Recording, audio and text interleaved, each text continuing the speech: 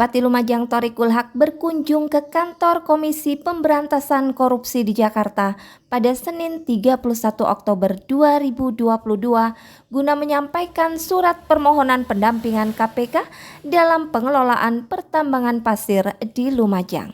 Cak Thoriq diterima langsung oleh pimpinan KPK Bapak Dr. Nurul Gufron SHMH dan Direktur Korsubgas 3 Brigjen Polisi Bahtiar Ujang P.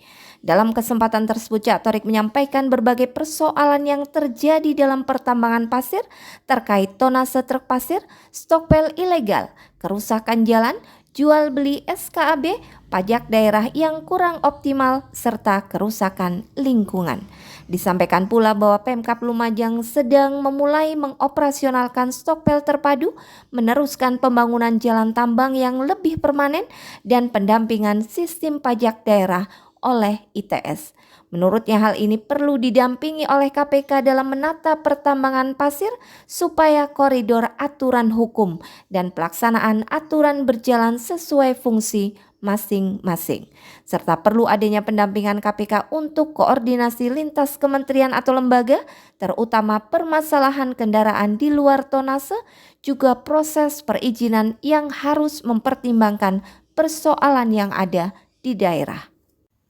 Update pelaksanaan stokpel pasir terpadu per 4 November 2022. Operasional stokpel pasir terpadu telah berjalan dan ada 53 kafling stokpel pasir yang telah melakukan angkut jual pasir. Ada beberapa yang masih perlu disempurnakan, tetapi secara umum semakin ada peningkatan yang signifikan terhadap pembayaran pajak pasir. Percepatan penataan akan terus dilakukan, termasuk penambahan kafling stokpel pasir untuk menampung yang masih belum mendapat kafling, pemenuhan listrik masing-masing stokpel, pembangunan musola, penambahan warung, penambahan toilet, dan tentu semakin lengkap sarananya akan semakin bisa memastikan pengelolaan pertambangan pasir yang lebih tertata. Seperti yang diinformasikan oleh Bupati Thoriqul Haq, segera akan mengatur angkutan truk pasir dengan membatasi truk tronton pasir untuk tidak melebihi jalan nasional Sumber Suko atau tidak melebihi jalur stokpel pasir terpadu. Akses jalan menuju Pronojiwo dan Malang terputus total. Jalur piket 0 km 59 tepatnya sebelum Geladak Perak dari arah Lumajang Desa Sumberwulu Kecamatan Candipuro dilaporkan ambles setelah terjadi hujan dengan intensitas tinggi pada Kamis 3 November 2022 malam. Kepala Bidang Rehabilitasi dan Rekonstruksi BPBD Kabupaten Lumajang Joko Sambang mengatakan bahwa hujan deras disertai angin kencang terjadi di sekitar kawasan piket 0 dan sekitarnya. Diperkirakan amblesnya jalan nasional tersebut terjadi pada Kamis malam sekitar pukul 21.30 waktu Indonesia Barat saat hujan mulai reda. Amblesnya jalan di jalur piket 0 tersebut mengakibatkan akses Lumajang Malang via piket 0 terputus dan masyarakat yang akan melalui jalur tersebut sementara diminta untuk putar melalui jalur Curah Koboan. Beruntung belum ada informasi terkait korban jiwa maupun kerugian material yang diderita masyarakat akibat peristiwa ini. Jambore PKK Kabupaten Lumajang dan penganugerahan Pawon Urip. Jambore PKK Kabupaten Lumajang tahun 2022 yang digelar di kawasan relokasi Bumi Semeru Damai Desa Sumbermujur, Kecamatan Candipuro Lumajang resmi dibuka oleh Wakil Bupati Lumajang Indah Amperawati pada Selasa 1 November 2022. Dalam sambutannya, Bunda Indah mengapresiasi kinerja para kader PKK dan Posyandu sebagai mitra pemerintah. Ibu, saya selalu sampaikan bahwa PKK dan kader Posyandu itu adalah mitra pemerintah yang terbaik. Ya itulah namanya relawan. Jadi PKK, kader Posyandu itu masuk kategori relawan. Dan kami atas nama pemerintah tentu menyampaikan terima kasih, penghormatan setinggi-tingginya. Pak Bupati, saya luar biasa banyak sekali dibantu oleh para kader. Yang kebanyakan kader itu sebagian besar itu perempuan. Pada kesempatan tersebut, Ketua Tim Penggerak PKK Kabupaten Lumajang Hajah Musfarinah Thorik juga melaporkan bahwa Jambore yang berlangsung 1 hingga 2 November 2022 ini dihadiri sekitar 1.200 hingga 1.300 kader PKK dan Posyandu se-Kabupaten Lumajang. Bapak Ibu sekalian, perlu kami laporkan Bunda, hari ini kader yang kita undang ada sekitar 1.200 hingga 1.300 kader, dari mulai kader PKK tingkat kecamatan, desa, dan juga ada perwakilan ketua Posyandu. Jambore PKK yang seharusnya dilaksanakan pada tahun 2021 ini dan baru bisa terrealisasi karena pandemi Covid juga bersamaan dengan penyerahan penghargaan Pawon Urip, sebuah program inovasi PKK Kabupaten Lumajang dalam meningkatkan ketahanan pangan dan gizi keluarga. Mestinya kita laksanakan di tahun 2021 karena pandemi, jadi kita laksanakan di tahun 2022. Nah, kemarin sudah kita laksanakan Jambore di tanggal 1, dilanjutkan malamnya dengan acara Gebiar Pawon Urip tahun 2022. Pawon Urip ini adalah program inovasi Tim Penggerak PKK Kabupaten Lumajang dalam menjaga lingkungan masyarakat, mengajak masyarakat untuk menanam di persekitaran rumah atau di persekitaran masyarakat. Antisipasi ancaman resesi global, Wakil Bupati kunjungi sejumlah perusahaan industri kayu di Lumajang. Sebagai upaya meningkatkan resiliensi dalam menghadapi ancaman resesi global, pemerintah Kabupaten Lumajang, Jawa Timur melakukan monitoring ke sejumlah perusahaan industri kayu yang dilakukan oleh Wakil Bupati Indah Amperawati pada Rabu 2 November 2022.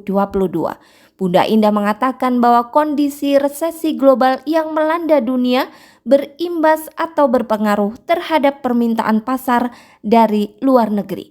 Otomatis kinerja ekspor perusahaan industri kayu ke beberapa negara juga akan ikut terganggu serta berimbas terhadap tenaga kerja yang berada di perusahaan industri kapasitas ekspor. Sepeda motor 2 unit ludes terbakar di gudang besi tua Sukodono. Damkar Satpol PP Kabupaten Lumajang mendapatkan laporan dari warga telah terjadi kebakaran gudang besi tua yang berada di Dusun Kerajaan Kulon RT 01 RW 01 Desa Selok Besuki, Kecamatan Sukodono Lumajang pada Minggu 30 Oktober 2022 pukul 11.15 waktu Indonesia Barat. Penanganan kebakaran dipimpin langsung oleh Kepala Satpol PP Lumajang Dr. Andes Matali Bilogo SSOS dengan 2 unit mobil pemadam kebakaran dikerahkan menuju lokasi terjadinya kebakaran. Penyebab peristiwa ini masih dalam penanganan petugas, tidak ada korban jiwa dalam kejadian ini. Kerugian materi berupa 2 unit sepeda motor dan 8 ton kardus bekas hangus terbakar yang diperkirakan mencapai 70 juta rupiah. Petugas pemadam kebakaran Satpol PP Kabupaten Lumajang berhasil memadamkan sebuah trafo PLN yang terbakar di Jalan Kiai Ilyas Barat Adipura Lumajang pada Rabu 2 November 2022 pukul 20.00 waktu Indonesia Barat. 1 unit mobil kebakaran Satpol PP dikerahkan langsung menuju lokasi dengan sigap dan petugas segera melakukan pemadaman. Proses pemadaman api dinyatakan selesai pukul 20.10 waktu Indonesia Barat. Tidak ada korban jiwa dalam peristiwa tersebut. Kerugian materi masih dalam penanganan pihak PLN. Seperti salah satu lirik lagu slang Nagih Janji, komunitas slanker se-Kabupaten Lumajang yang diwakili oleh anak Mamindeno, Tong Kosong Rowo Kangkung, Pak Tani Senduro, Kota Pisang Yosowilangun, dan Kampungan Penanggal Sowan Kebupati Lumajang Thorik Kulhak pada 4 November 2022 malam. Mengetahui kedatangan slankers, Cak Thorik pun menepis lirik lagu slang Tong Kosong. Beliau menjelaskan bahwa janji politik yang pernah disampaikan di depan slankers ke Kabupaten Lumajang yang sempat tertunda akibat pandemi, insya Allah akan direalisasikan tahun depan dan direncanakan akan digelar di Batalion 527 Lumajang. Hal ini tentu akan menjadi angin segar, too sweet to forget bagi slankers yang sudah rindu akan kehadiran slang di Kota Pisang. Cahyo Lumajang hasil seleksi tahun 2019 bakal tampil di Grand City Convention and Exhibition Surabaya sebagai finalis Duta Wisata Raka-Raki Jawa Timur 2022. Caca Daud dan Yu Arta akan mengenakan batik tulis Lumajangan dengan desainer Tasya Maya, Lazuaros New, dan Jericho Yosua. Badan Meteorologi, Klimatologi, dan Geofisika menyampaikan fenomena gerhana bulan total dapat diamati dari Indonesia pada 8 November 2022 yang akan mencapai puncaknya pada pukul 17.02 waktu Indonesia Barat. Untuk warga Lumajang yang ingin menyaksikan fenomena alam ini bisa merapat ke alun-alun Lumajang pada Selasa 8 November pukul 17.00 bersama Arya Wiraraja Astronomi. Dan inilah berita seputar olahraga di Kabupaten Lumajang. Kabupaten Lumajang berhasil meraih 1 medali emas, 2 perak, dan 3 perunggu dalam Kejur Prof Bridge Jawa Timur tahun 2022. Selain itu, kejuaraan panahan pemula se-Jawa Timur Wilayah Timur 2022 berhasil meraih medali 7 emas, 4 perak, dan 4 perunggu. Demikianlah berita Lumajang sepekan untuk edisi kali ini. Dari sini, Nyonya Tiwul, Assalamualaikum warahmatullahi wabarakatuh.